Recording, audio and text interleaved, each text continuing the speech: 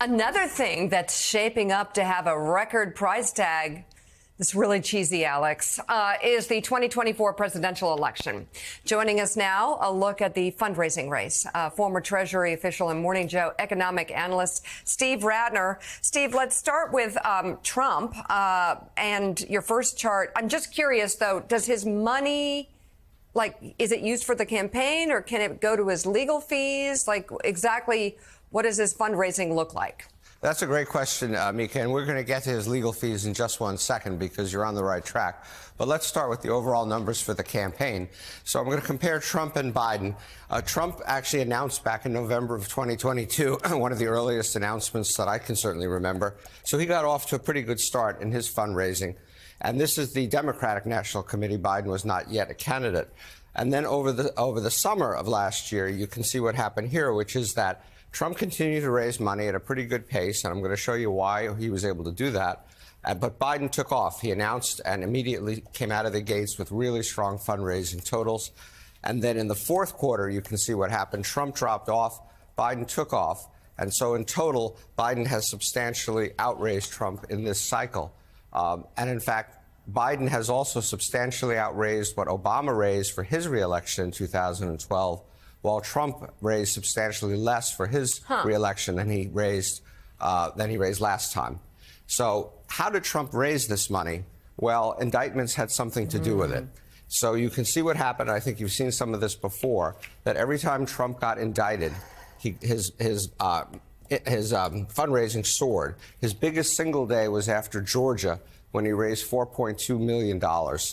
And of his total fundraising, $64 million it was general fundraising, but $40 million of it was really tied directly to the indictments. And look, I can just say about all this, as it happens, my wife and I had a fundraiser for Biden last night, and the enthusiasm for him is really strong. Obviously, a lot of it is anti-Trump, but it's also a good amount of it is pro-Joe Biden.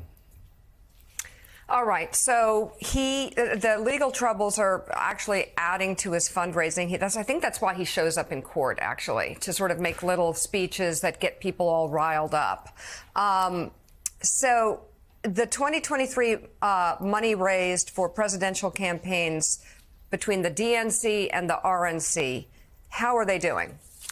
So as you said, Trump raised a lot of money from his indictments. But he's also, as you also mentioned, let me just cover that point that you raised a minute ago. He's also spending a lot on his legal fees from his fundraising. Last year, he took $55 million of money that his donors gave him and used it on his legal fees. May well have been all of his legal costs for what we know. In the second half of the year, he took $29 million. Most of it came from, this is MAGA Inc. This is his PAC for super biggest donors. So people like Linda McMahon from WWE are in here. I don't know whether they would be surprised to know that 60% of all the money they gave to this PAC went to Trump's legal fees, was funneled all the way around here and ended up in legal fees. I don't know whether the people who contributed, even a lot of those small dollar contributions that you saw over there, would know that 10% of their money went to pay Trump's legal fees. So, and he's Steve, announced that he will continue to do that. I think I'm going to sound really naive here again, but is that allowed? I mean, or is it unprecedented? But these are, 91 counts, federal indictments, civil cases. He's been found liable. This is not just like a kind of a random court battle that has nothing to do with the state of our democracy. Is there, and do these people know that their money is paying his legal fees? Well, if they didn't know, hopefully they know now, but there has been some notice of it. Look, is it legal? I assume so. No one has said that it isn't. You can, this whole thing, by the way, of course, is a lot of loopholes and a lot of funny business that goes on in terms of people giving more than they really want you to, but being able to fund it through these PACs and back into the campaign, which is over here, actually, and so forth.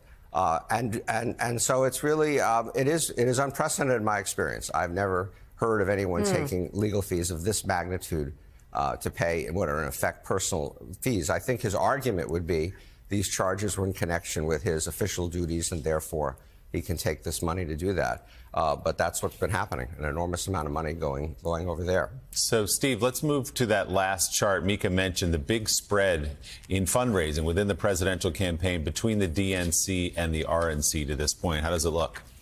So again, I think people think of the Republicans as the party of money, that they outraise the Democrats all the time. That's not true. It was not true, as I just showed you, on Trump versus Biden. It's also not true in other places. So this is the Democratic National Committee compared to the Republican National Committee. This is raising money at the party level. You can see how substantially the Democrats have outraised the Republicans.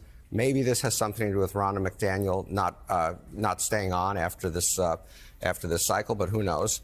And then on the Senate level, it's actually pretty close to a push. But look on the House level how much of a difference there is between the two of them. And what this translates into is cash on hand. And you can see that, again, the Democratic National Committee has more than twice as much cash on hand as the Republican National Committee. The same actually happens to be true at the Senate. Same is true at the House. And so the Democrats so far are winning the money race by a long way. It's not everything, but it's something. All right, Steve Rattner, thank you once again for the charts. We appreciate it.